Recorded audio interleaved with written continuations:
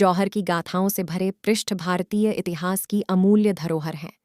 ऐसे अवसर एक नहीं, कई बार आए हैं जब हिंदू वीरांगनाओं ने अपनी पवित्रता की रक्षा के लिए जय हर कहते हुए हजारों की संख्या में सामूहिक अग्नि प्रवेश किया था। यही उद्घोष आगे चलकर जौहर बन गया।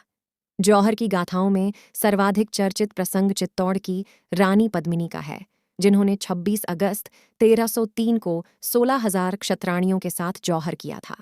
पद्मिनी का मूल नाम पद्मावती था। वह सिंहल द्वीप के राजा रतन सेन की पुत्री थी।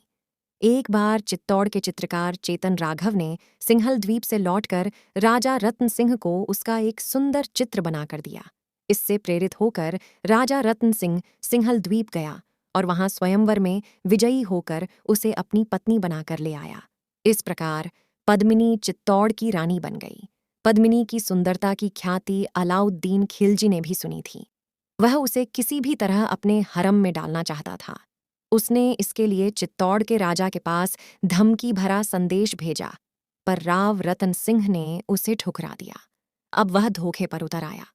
उसने रतन सिंह को कहा कि वह तो बस पद्मिनी को केवल एक बार देखना चाहता है।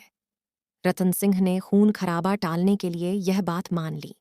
एक दर्पण में रानी पद्मिनी का चेहरा अलाउद्दीन को दिखाया गया। वापसी पर रतन सिंह उसे छोड़ने द्वार पर आए। इसी समय उसके सैनिकों ने धोखे से रतन सिंह को बंदी बनाया और अपने शिविर में ले गए। अब यह शर्त रखी गई कि यदि पद्मिनी अलाउद्दीन के पास आ जाए तो रतन सिंह को छोड़ दिया जाएगा।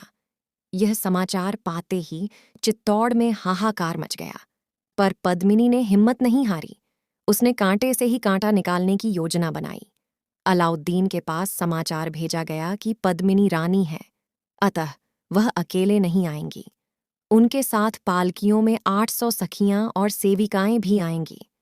अलाउद्दीन और उसके साथी यह सुनकर बहुत प्रसन्न हुए। उन्हें पद्मिनी के साथ 800 हिंदू युवतियां अपने आप ही मिल रही थीं, पर उधर पालकियों में पद्मिनी और उसकी सखियों के बदले सशस्त्र हिंदू वीर बैठाए गए। हर पालकी को 4 कहारों ने उठा रखा था। वे भी सैनिक ही थे।